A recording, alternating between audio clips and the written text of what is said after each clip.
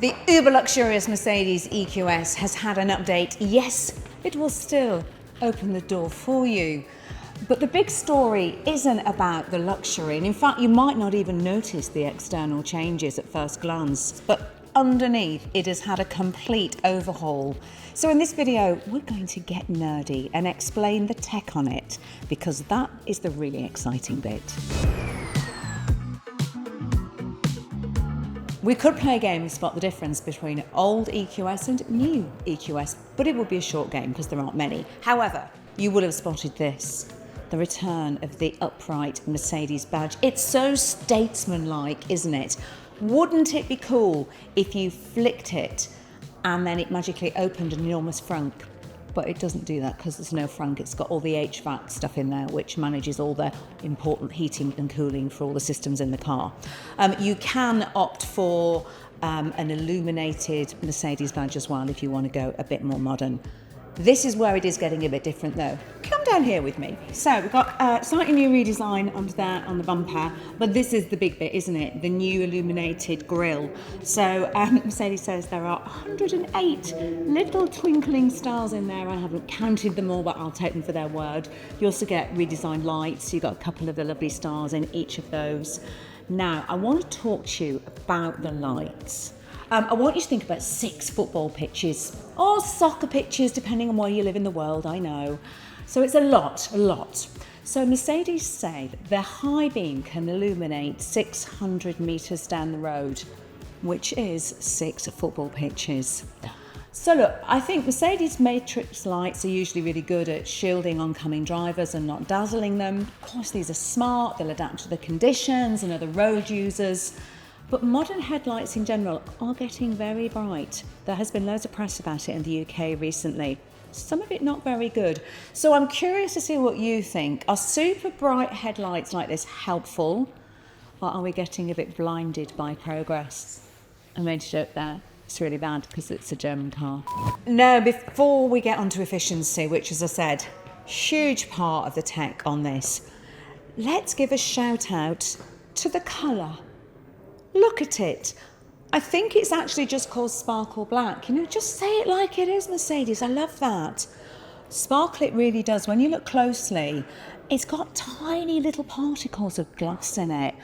And it's sort of bluey and turquoise and green, and it's fabulous. And then there are the wheels. I mean, look, they're massive. They look great. I know wheels like this are usually the absolute enemy of efficiency, but they look good, don't they? Right, let's talk about aero and efficiency though, because there's some really big numbers on this one. So the shape, which is this really long, smooth silhouette, it's all about slipping cleanly through the air, means that the EQS has a drag coefficient of 0.2. This is one of the most aerodynamic production cars ever built. For context, Tesla Model S managed 0.21. Do you remember the Mercedes Vision EQXX concept, which showcased all their efficiency ambitions? That got that figure down to 0.17. So you can see that Mercedes is starting to get to those efficiency figures. Even the details around here at the back are all designed to help manage airflow, reduce drag. All these little tiny improvements really make a difference. Now, when you're being chauffeur-driven in the back of the EQS in your luxurious reclining seats with all your cushions, using your remote control to browse YouTube and watch, quite frankly, what is the only channel about cars worth watching, you might not be thinking a lot about your car's efficiency. But you should be, because aero can only do so much. So, what's doing the heavy lifting here is underneath. So underneath the facelift, Mercedes has changed a lot. So the EQS 450 Plus now gets a 122 kilowatt hour battery. It's got updated cell chemistry, way more energy dense than before. So it stores more energy without it having to get bigger or heavier. And that is how it gets a headline figure of 574 miles or 925 kilometres. That's, of course, official range. So this makes it one of the longest range electric cars on sale right now. Charging, that has also moved on. The old EQS got a 400 volt system. It's a bit old school now, that. This one switches to the latest 800 volt tech. which you would expect in a car like this. So that means it can now charge it up to 350 kilowatts.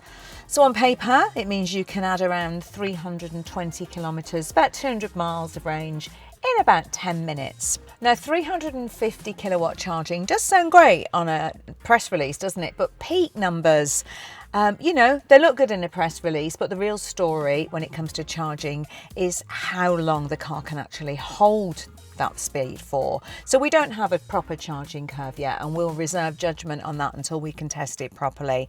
Because you know, rivals are pushing hard there too. BMW's upcoming Neue Klasse EVs will support 400 kilowatt charging.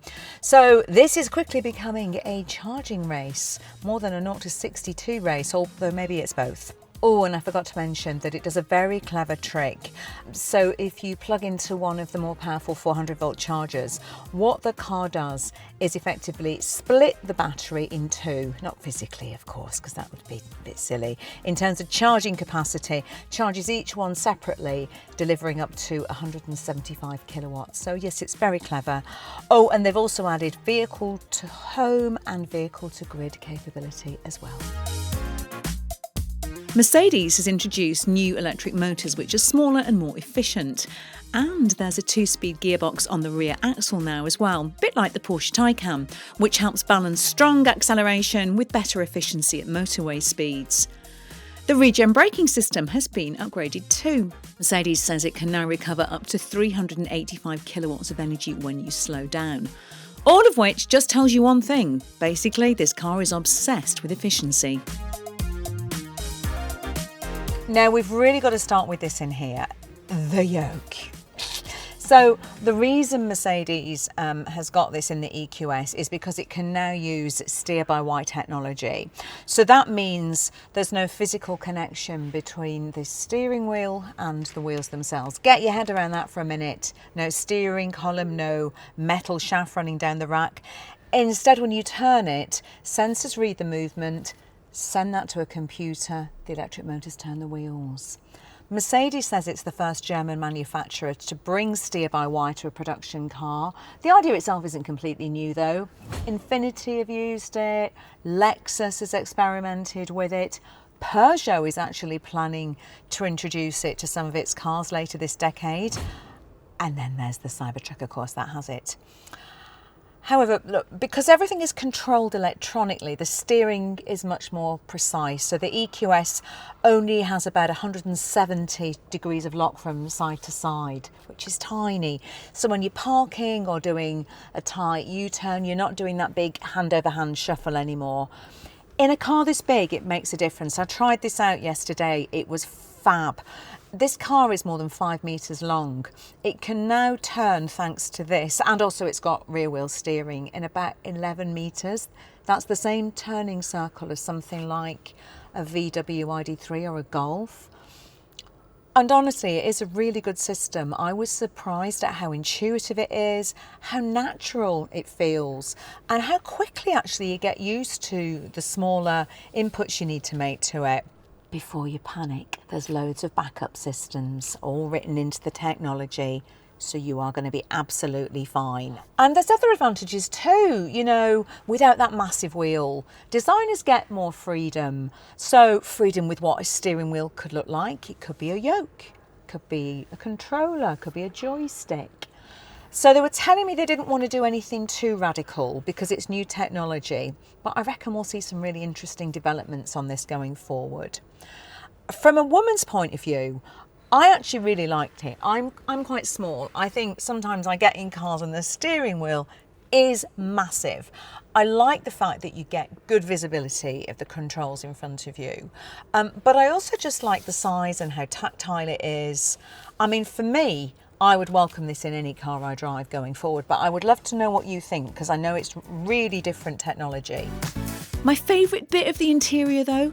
Heated seat belts, which are a bit like receiving a warm hug when you put them on. So we don't have UK pricing yet, but let's be realistic. The big battery EQS 450 Plus, which most people will want, is certainly going to be comfortably north of £100,000, putting it up right against the BMW i7. And if you go for the longest range version of that, the xDrive 60, you're looking at around 380 miles of WLTP range, which suddenly makes the Mercedes look very interesting, with its claims of 574 miles. That's nearly 200 miles more than the BMW. That's a lot. It makes it look really interesting. So whilst the changes to this updated EQS may be minimal from the outside, I think it proves what my grandma always said: beauty is only skin deep, because what is going on underneath this car has really moved the game on. I think we might be looking at the new king of the luxury limo. What do you reckon? Let us know in the comments below, and while you're there, do subscribe, because we've got loads of great videos heading your way.